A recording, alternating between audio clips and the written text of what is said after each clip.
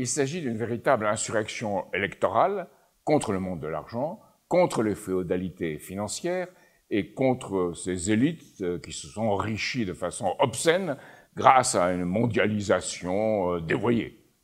Alors Hillary Clinton est apparue comme la candidate de ces milieux-là, que le peuple américain a voulu rejeter, et la candidate de Wall Street, de Washington, des milieux corrompus de Washington.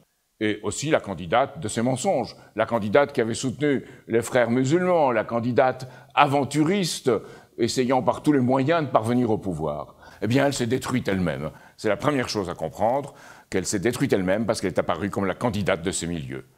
La deuxième, c'est qu'il y a eu 46,5% d'abstention, ce qui a été très peu souligné. Beaucoup de ceux qui avaient voté pour Bernie Sanders ne sont pas allés voter. Pourquoi? Parce qu'ils ne voulaient pas d'Hillary Clinton. Ils jugeaient qu'ils ne pouvaient pas, en leur âme et conscience, mettre un bulletin de vote pour elle. Ensuite, c'est la défaite des sondeurs et des médias, qui tous avaient prévu sa victoire. Et chez nous, en France, c'est la défaite de la plupart des hommes politiques, et des femmes politiques, qui avaient prévu la victoire d'Hillary Clinton. Sauf, je dois dire, Marine Le Pen.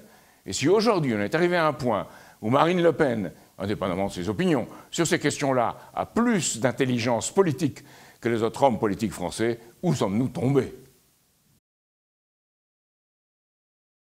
Imaginez-vous un homme qui va à Flint, dans le Michigan, et qui dit aux gens « On a détruit votre industrie.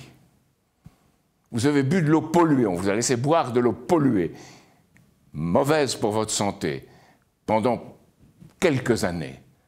Et maintenant, moi, je vais résoudre tout cela, moi, je vais intervenir, moi, je vais faire des infrastructures, moi, je vais vous donner des salaires qui sont de bons salaires, je ne laisserai pas partir notre industrie au Mexique. » Eh bien, cet homme devient populaire, alors qu'Hillary Clinton est restée dans son milieu. Elle n'est même pas allée dans le Wisconsin, en disant que le Wisconsin a toujours voté démocrate. Eh bien, cette fois-ci, le Wisconsin a voté Trump. Voilà pourquoi Trump a gagné.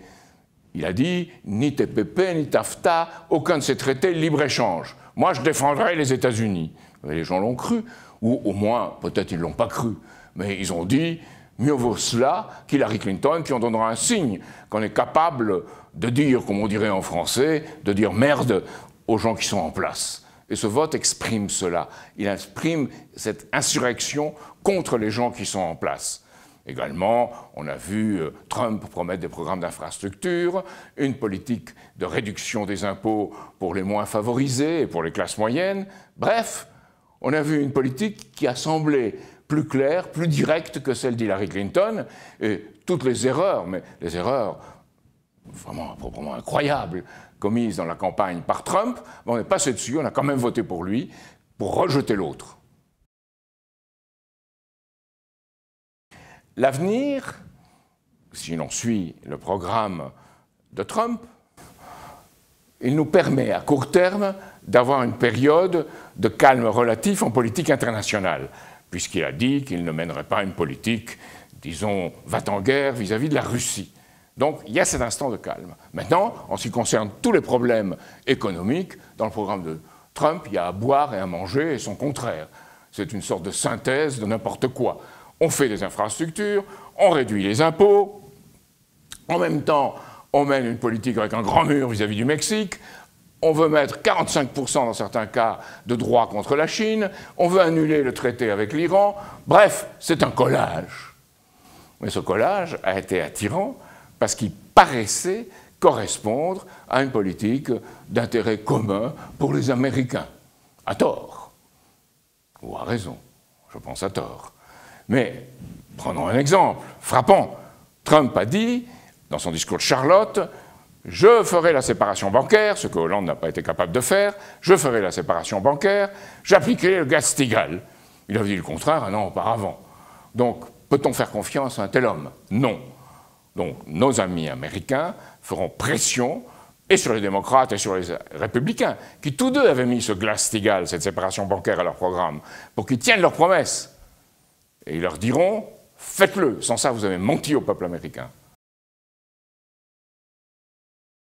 C'est ce que doivent faire nos amis américains en disant, si on veut faire des infrastructures, si on veut faire une grande politique de développement, si on veut une hausse normale des salaires, si on veut faire une politique favorisant, disons, le peuple et les classes moyennes, eh bien, il faut un choix économique qui lui corresponde. Il faut la séparation bancaire, il faut une politique de banque nationale, il faut une politique de crédit public, il faut les technologies les plus avancées, notamment dans le domaine de l'énergie. Il ne faut pas faire tout et n'importe quoi.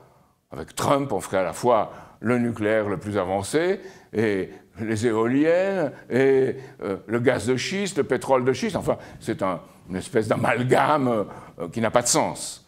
Il n'y a pas de principe directeur. Les amis américains diront qu'il faut un principe directeur. Et pour ce principe directeur, il faut que ce soit la base d'une politique d'unité nationale. Quel que soit Trump, quel que soit Hillary Clinton, il faut une politique dans l'intérêt du peuple américain. C'est cela qui est essentiel. Et pour cette politique-là, évidemment, il faut une culture de l'avenir, une culture du futur. Et aujourd'hui, aux États-Unis, on assiste, dans l'enseignement, à une véritable destruction de la capacité créatrice des enfants et des jeunes. Et il faut rétablir un sens de l'avenir, du futur, pour lequel se battront nos amis américains. Alors, les conséquences pour la France, c'est qu'il y a aux États-Unis des gens qui sont les amis, les partisans de Lyndon LaRouche, qui combattent pour une politique qui soit dans l'intérêt du peuple américain. Il y a de nombreux démocrates qui l'attendent, de très nombreux démocrates, et peut-être aussi quelques républicains. Et il s'agit de remettre les États-Unis dans la direction des pères fondateurs. Voilà ce qui doit être fait. Et nous, en France, devons le soutenir. Alors, le soutenir comment? En disant que pour l'avenir en France, il faut aussi cette séparation bancaire. Hollande ne l'a pas faite, et c'était le début du désastre de sa présidence. Il faut cette séparation bancaire pour pouvoir faire du crédit public, de grands projets européens, et pour cela, sortir de l'Europe telle qu'elle est, de l'euro tel qu'il est, et rebâtir une autre Europe liée à ce que les Chinois entreprennent avec la nouvelle route de la soie, à ce que les Russes ont dit pour un plan Marshall pour le Proche et Moyen-Orient, et entraîner dans cela aussi les États-Unis. Il faut que le monde entier soit dans ce projet pour une politique de l'espace, pour une politique du développement de l'Afrique, pour une politique de la mer, une grande politique de la mer. Et les intérêts communs de l'humanité, la France doit en être le représentant. Pour cela, il faut qu'on nous croie, que les Français croient ceux qui entreprennent cette politique. Il faut une sécurité qui soit une sécurité nationale, avoir la souveraineté sur la monnaie et le crédit pour pouvoir faire financer de grands projets, de grands travaux. Il faut une sécurité sociale, la justice sociale. Il faut sauver l'hôpital public qu'on laisse partir. Il faut une politique de sécurité de l'emploi. Il faut créer de l'emploi qualifié. Il faut penser comment on va réhabiliter notre filière d'enseignement professionnel et de formation professionnelle. Il faut la sécurité culturelle, qu'on ait une véritable culture de développement des capacités créatrices de l'être humain, qui fasse attention à ce que les enfants peuvent apporter, peuvent découvrir, peuvent comprendre. Une politique où on recrée un sens du collectif. J'avais parlé du chant choral, nos amis américains aussi développent cette politique-là. Et enfin, une politique de sécurité publique. Les gens veulent savoir qu'ils peuvent être libres d'aller et de venir. Il faut lutter contre le terrorisme, mais lutter contre le terrorisme, pas comme une politique à part du reste, formant un tout avec le reste.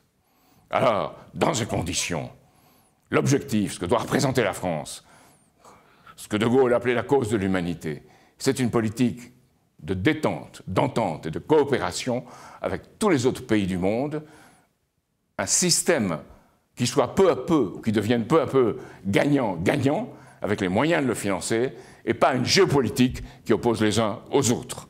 Voilà ce qu'on devrait dire dans une présidentielle, au lieu de s'occuper de M. Bayrou, de quelques pourcentages de TVA, ou je ne sais pas quoi encore, qui sont des questions, certes, qui ont leur importance, mais qui sont tout de même secondaires au regard du défi de l'histoire.